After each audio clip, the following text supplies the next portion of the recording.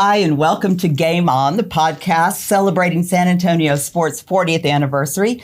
I'm Mary Ullmann Japhet. I'm a board member at San Antonio Sports. And I'm Jenny Carnes, President and CEO of San Antonio Sports. And we're really glad you're here with us today, and particularly glad to have an honored guest with us this morning or today. We're joined by Bexar County Judge Peter Sakai.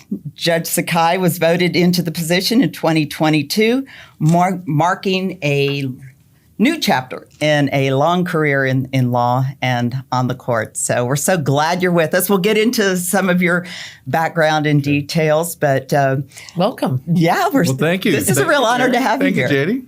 Yeah, we're really excited to have you. So kind of take us back to your early memories of sport. You grew up in the Valley, right? South Texas. Yeah. Rio Grande Valley. What were your earliest experiences in sport? I'll give you the time frame so that people can kind of understand how things were back then. Okay. I'm a baby boomer, so I was playing sports in the late 60s, early 70s.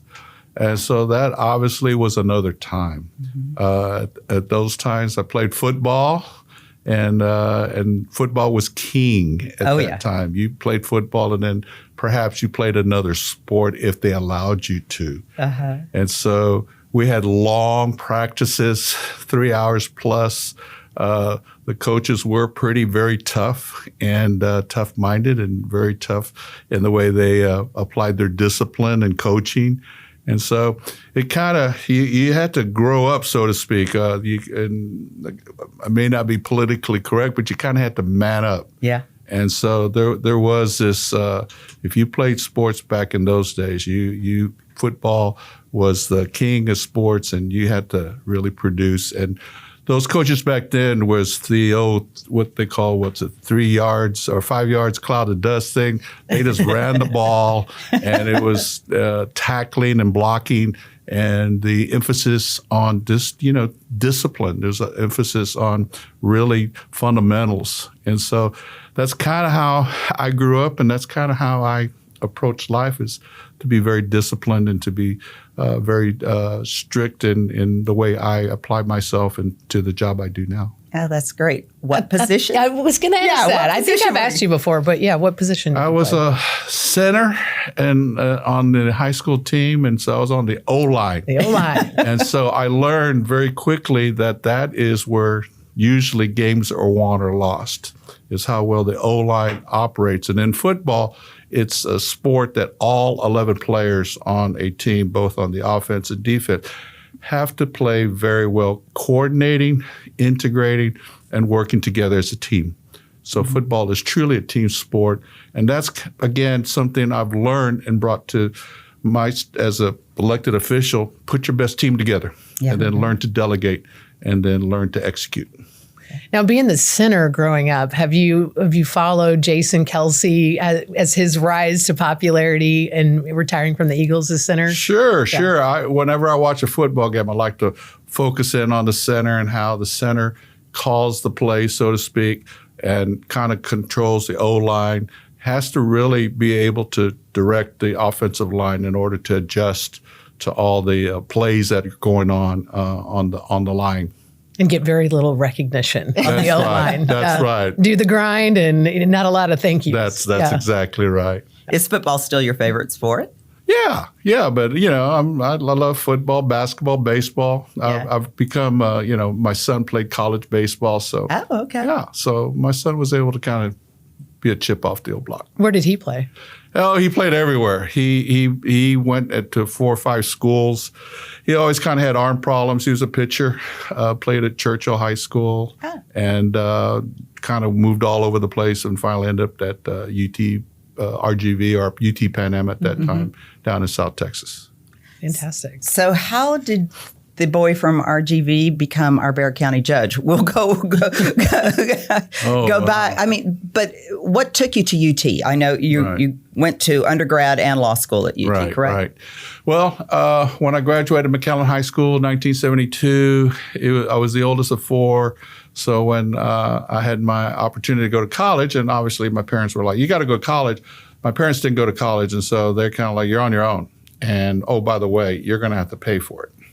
So I had to kind of stay behind, and I went to Pan American University, which is now UTRGV, and went there and worked full time, went to school. And it was a time when I had a friend of mine to say, you know what, you need to get out. You need to, you're too smart to be here and move on. And so with that, I had some friends at Austin, at UT Austin. So they hooked me up, took me in, so to speak, finished out my undergrad at UT, and then went to UT Law School, was fortunate to get in there. And then when I graduated from law school, came to San Antonio in 1980, started with the district attorney's office. So it was the DA's office that brought you here. That's exactly well, isn't that right. And interesting? I've been here ever since. And let's talk a little bit about your judicial career. I mean, you are very well known for all the work you've done for families and children in particular. Where does the heart for that work come from? I'm often asked about that. I think it's just the way life has for all of us. You get on a path, and obviously I probably have taken the path least taken, so to speak. And so when I went to the DA's office, I wanted to be a trial lawyer. I wanted to try the capital murder cases and be the top gun, so to speak, in the DA's office. And so my first job was they put me in the appellate section, which is brief writing and oral argument, which I wasn't happy about because that wasn't what I thought I wanted to do.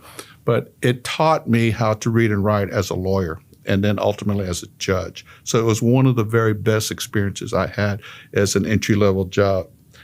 Then I got shifted to the juvenile section, and I wasn't happy about that because it wasn't on the path that I wanted to be on. But I took it because it was just, they told me that's where you're going to go. And so it kind of goes back to the sports thing of, you want to do it a certain way. You want to be maybe a certain position. You want to be the star. Well, no. I was told, no, you're going to take these positions. Ultimately, in the juvenile section, I got elevated to be the section chief. And I was one of the youngest section chief in the district attorney's office back then. And so that was where the connection with children and families started. I was prosecuting juveniles. I was in charge as the section chief of the child abuse and neglect prosecutor. And so that's when my connection with dealing with children and families started. And so when I left the DA's office, then I went to private practice and I did court-appointed work in our juvenile courts where I had prosecuted. And so I worked with Judge Tom Rickoff, Judge Carmen Kelsey, and those judges back then. And it was in a private practice. And then Judge Eddie Morales and Judge John Specia decided they were going to create a children's court, a specialized court for abuse and neglect. And they said, you're the guy that has to do this job. And I got appointed to do that. Wow.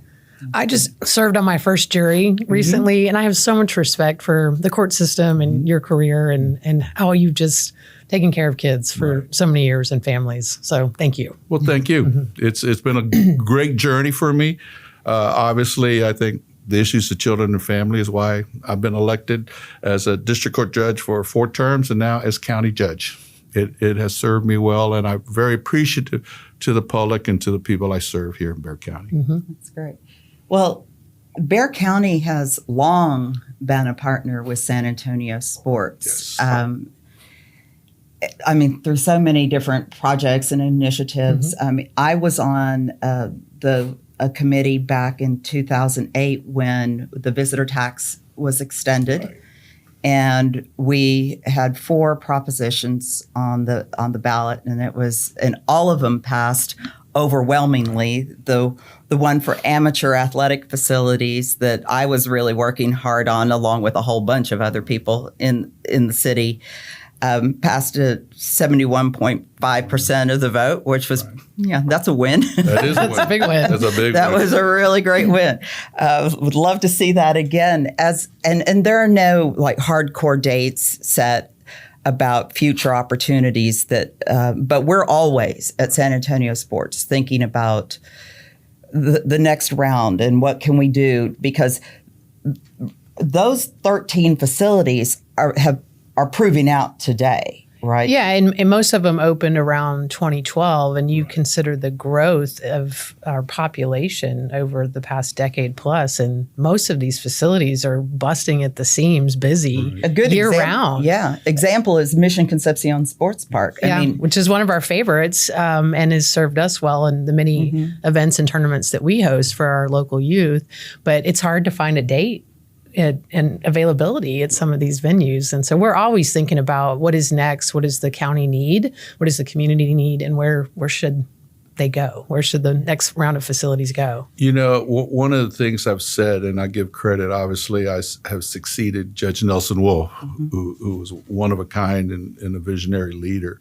One of the things I've said about Nelson is, I mean, he's done a lot of great things. The San Pedro Culture Creek, the Tobin Center, the Mission Trails down on the south side, and all the parks.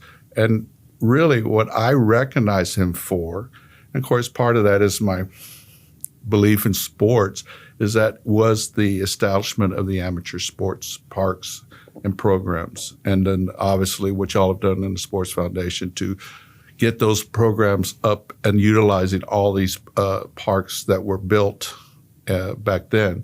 And I think that's one of his greatest legacies, even though perhaps we don't all go to the Tobin. I mean, we all go to the Tobin and see what a wonderful place that is. We go down to the Mission Trails and have that. But these amateur sports, and I give the Sports Foundation credit for not only supporting those programs by an overwhelming support, but the implementation and in my opinion, the execution and making sure those facilities are being used and that the kids are taken advantage of, that we have programs going on and that y'all are very much important part. So I think that's something the public sometimes doesn't always appreciate, is how much work and how much effort and how much it costs to run these programs. And that's the reason why I'm a true believer in the fact that sports is an integral part of a foundation of a community. And that's, I think, an investment. I think that was Nelson's best investment. I would agree, and that perfectly said. Yeah. In those early days after most of the venues opened, I think there was some concern that they wouldn't be used and programmed in that first year. And I don't even know if you realize this, but Judge Wolff tapped us to create the Bexar County games to be able to host local tournaments at 4 or 5 of the venues. And we got that up and running, and I think we hosted those tournaments for 2 or 3 years. Yeah. And then all of the venues took off, and it's where we see the availability today. They're being used. You know, I don't know if everybody gives you all the credit, but I mean, all those programs create the synergy to where we have now the NCAA. I mean, some people go, oh, that's a hard. No, I don't think it's a hard stretch to say all those investments we made shows that this community is invested in sports and that we really do understand the value of sport, especially when it comes to our children. Yes. And then that ties back to my dedication and lifelong career of supporting children and families. Can't put all these child protective service workers out there, law enforcement protecting children. We need programs that are on the front end, that are proactive, that engage our children and keep our children safe and put them on a path to stability and maturity. You hit the nail on the head. And the secret, and we have certainly found, is the programming. I mean, if you have a beautiful facility and there isn't consistent programming in that facility, it doesn't get utilized. But what we did, and we did it intentionally coming out of that 2008 election, every one of those facilities was linked with a nonprofit or a school entity. So like the Northside Swim Center, Aquatic Center, which is world class. I mean, Michael Phelps will tell you that. I've got him on tape saying just that. But I mean, those facilities are not successful unless they are programmed. And it's organization. I mean, we're not the only one. SanAntonioSports isn't the only one bringing programming to those events. But it has to be consistent. Correct. Yeah. So while I got you here. Yeah, you do.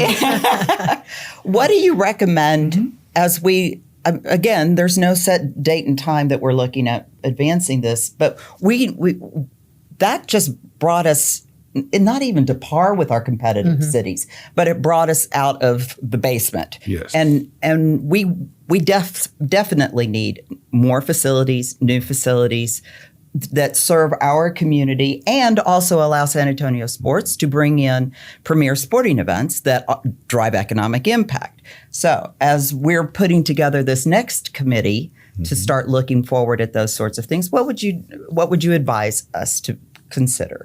Well, you hit the nail on the head when you said that the Sports Foundation incorporated the private sector, especially those that are involved in youth sports. We got the CYOs, we got the Little Leagues, we got the Pop Warners. We have the business community that obviously gets involved at the higher levels in our major sporting professional events or these big events such as the NCAA finals that are coming to our town. And so what I see is that strategy of incorporating all parts of our community, truly a public-private partnership. You know, the government, be it the county, the city, the federal, the state, we can provide whatever limited resources we can give. And then we have to make tough decisions of, okay, Jenny and I have had those tough conversations of, okay, this is what y'all need to help provide for these opportunities that come to our town. But at the same time, it's not a blank check from the county, for sure. Right, Jenny? Yeah, we know that. And we're having those discussions. And so we need our entire community to be involved. And so, you know, when I've talked to people that are looking for help from the county, I say, what are you going to do for the youth? How can you get involved? And sometimes they don't have that perspective of their philanthropic obligation. And so I remind our community, especially the business community, you got to give back, which means you need to support these youth leagues. And we need to continue to expand because, as you know, our county is growing. So fast. And so, you know, what we did, in 2008, kind of maybe covered hopefully the inner core, so to speak, even though I think there's probably more programming we could do in the inner cores of Bexar County. But now we have the unincorporated areas that are booming, especially in our far west, southwest, our south side. Those are areas that are going to need additional facilities and additional programming. So if we're going to continue to utilize sports as a foundational piece for our community, we're going to have to continue to invest. And so that means the city, the county, the state, the federal government have to do what they can to prime the pump, so to speak. But at the same time, we need the private sector and our local sports foundation to also. What y'all do is help quarterback this, so to speak. Yeah. That's a great way to put it. That's the way I look at it. Y'all are kind of the quarterback or the offensive defensive coordinator telling us how we get into space. And then we just need to fulfill our roles and to make things happen. Yeah. We do, you know, and I know we get into some some real arguments over what we need in our community, but I don't want sports to be ever overlooked. Yeah, I think we need to look at it as a piece of how we keep our kids healthy, wealthy, and wise. Yeah. For the last 4 decades, San Antonio Sports has dared this community to dream big through the transformational power of sport. For 40 years, we've inspired youth to get in the game, motivated San Antonians to live healthy, been a force behind places to play, and hosted events that impact. As we celebrate 40 years of dreaming big, we invite you to dream big along with us. To support our mission, donate today at SanAntonioSports.org. It's a real advantage to our community that we have leadership in place, like yourself, that understand that. I mean, so often, you know, it's just sports. Well, sports are the fabric of our community. I mean, if we can, not everybody's going to be an NBA player. Not everybody's going to be, you know, the center for any big pro football team. Yeah, my sports career ended when I graduated from high school. It was over. But you know what? Yo también. One of the things, though, I will tell you is I went to the next level of playing the pickup sports, right? Yeah. And as a young guy, I don't do that anymore. I played softball, I played pickup basketball, played racquetball. All those sports continue to be very important, especially for our physical, mental health, so to speak. So again, it's not just for the kids, it's for all of us. And then especially what we do for our seniors, right? And all the senior programs. And competition we create for our seniors. Now, I haven't yet delved into that, but I'm awfully afraid of my hamstrings. I played a softball game one time and pulled my hamstring. That was one of the most painful experiences. Yeah, that's not Wait, fun. what the judge is saying here, he has not tried pickleball yet. Yes. I think that's what he's trying to say. That's right. I haven't tried pickleball. I'll try it when I can. How about that? Okay. Yeah. Well, we'll be happy to get you out on a court. All right. Okay. Well, we couldn't have this conversation without at least touching on the Mission's proposed stadium. Right. So the city and the county have signed an MOU. Yes. As we look forward, what are your wishes for that project? Well, obviously, it's not finished. Yeah. The city and the county have come to an agreement. I'd like to kind of spend some time, if I can, if we have the time, just kind of to help the public understand how, for myself and the county and the city came to that agreement. Yes. The baseball ownership came to the county saying, "Hey, we're looking for help," and I had initially in my campaign said I would not support a baseball stadium. And so they came a little bit with hat in hand asking, "Well, Judge, would you reconsider?" And I said, "Look, I'm a judge. That's my former life, and I'm still a judge, as county judge. And what I do is I take both sides of an argument, and I'll hear it out and make a decision. Mm-hmm. So what do you got?" And so they said, "Well, for one is Major League Baseball now controls the whole operations, and they have told us that the Nelson Wolff Stadium is inadequate, that if we don't have a new stadium, they have the power to remove the franchise and move it to a city that will build them a stadium." I said, didn't know that. And so with that, I had to make a decision. All right, am I willing to let the Missions go? And I decided that no, that the baseball, especially the Missions baseball, minor league baseball, was the cheapest entertainment for most children and families. I've been to the Missions games. They're fun. They're fun. I enjoy them. And they're mostly full of children and families. Mm-hmm. So I did not want to take that entertainment away from the community. And then two, I made some stipulations. I don't want to use homeowner property tax because that's usually the public won't tolerate that. And I said, two, we need substantial equity by the private investors. And three, we need to see that there's going to be a equity of either the city, the county, if we're going to use any public dollars. And so they came up with a plan that met all those stipulations. And so we're using, and this gets that technicality of financing, a TERS, tax increment reinvestment zone. Mm-hmm. So the district where the baseball stadium is proposed at there by the SISD administrative building, and let's say I think it's 35 Martin, Flores, and San Pedro Creek, right, are the rough boundaries. They were Graham Weston Urban is the developer, mm-hmm. is going to invest in 4 phases up to $1 billion of investment, hotels, office, and multi-use buildings. He's going to build up what is right now just really pretty much a vacant lot. There's an old car lot over there that's really the bulk of the property. So there's going to be a big buildup, and then the valuation of property taxes on that particular property is what's going to pay back the bonds that are going to pay for the stadium. The city and the county, through a local sports authority, is going to own the stadium. We're not giving the stadium over to the ownership. It's not a freebie. So they're going to pay rent. We're going to get a cut of the ticket prices, and we're going to manage. And so I see this as economic development. Mm-hmm. We're going to take this raw piece of land, and I understand, that affects certain people. There's an apartment there that Western Urban owns.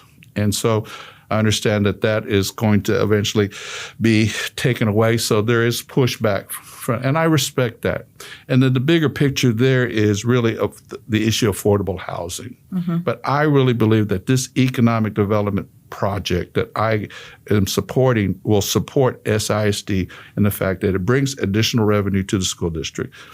I see the long-range plan is what the city and the county can do for affordable housing that brings children and families back to the inner core, mainly SISD, to rebuild that school district. Mm-hmm. We see that Toyota in the southern sector with Southwest ISD, that whole area is booming. That school district's thriving. We see that Navistar, the other big corporate presence in the south side, is really going to do the same thing to Southside ISD. We're seeing that in East Central, that school district is rising and growing. Booming. And so I want to bring that same strategy. We gave all those businesses and those incentives, abatements, incentives, tax relief, in order for them to grow their businesses there. That's what I want to do for the inner core through affordable housing. Yeah. So the bigger picture is, yes, we can argue over whether we should support a baseball stadium or not. I see the fact that we need to support the inner core and to promote economic development.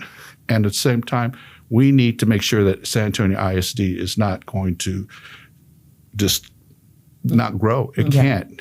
In today's world and today's business world, I think from a business perspective, you either grow or you die, right? Right. And so I prefer let's look at the strategies that will create growth so that we can do that. So in regards to the missions, that's why I'm supportive. There's still some pieces of the puzzle, so to speak, with the school district, and I'm cautiously optimistic that we can work through those issues and get this baseball stadium up and going within the time period that Major League Baseball. I think there's also a reminder that Major League Baseball, if it's not done, there's deadlines, right? There's deadlines, yeah, and they have the power to do what they need to do in regards to their business model, right. Well, the structure of the model seems so smart, and I really do. I agree with you. I think there's so much success that can come out of this beyond just the baseball stadium and affordable family entertainment. Right. So I can't wait to see it come to fruition. Right. So, but at the same time, let's always be very respectful to those that have strong opinions. And so, we've heard them. And I think the city, the county, and the baseball ownership have been very sensitive. They have provided financial assistance to those that are being affected in regards to the apartment, people that live in the apartment. But at the same time, we just need to understand that the private ownership has that. And without this package deal, so to speak, if this doesn't happen, then whatever financial package assistance those tenants will get will go away, and they'll be left with nothing. And so I hope that everybody can understand that we need to create a win-win. And so I think the bigger picture, the big political issue is, what can we do to support affordable housing in the inner city, the inner core, mainly SISD, the Harlandales, the Edgewoods. Those school districts need a lot of help. And so we've got to strategize from an economic development perspective. That's what I see as county judge. I can't get money to the school district going here. This will help you. No.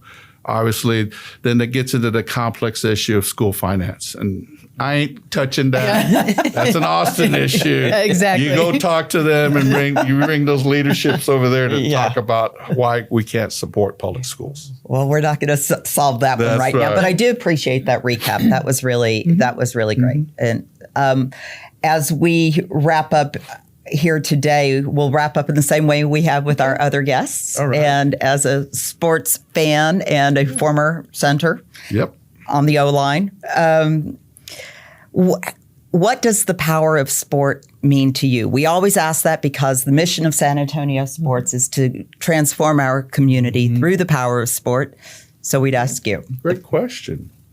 I would say the power of sports is the opportunity to grow and mature, not only as a person, but as a community. And I think we've touched those points today of what it meant to me to be involved in sports and what it means to me as the county judge of having discipline, having structure, having a game plan, having a team, having to delegate, having a strategic plan.